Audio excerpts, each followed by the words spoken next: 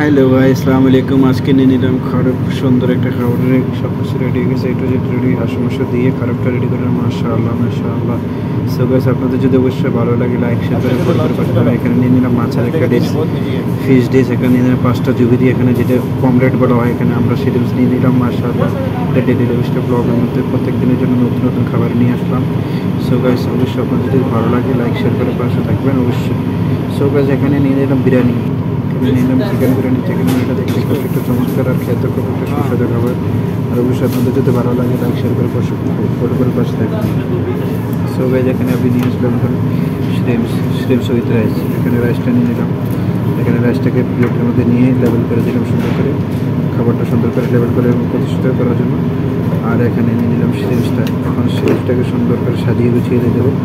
আর ডিশটা হলো শ্রিমস with rice. মশলা খুব সুন্দর একটা খাবার। যদি অবশ্যই আপনাদের ভালো লাগে লাইক শেয়ার করে পাশে থাকবে।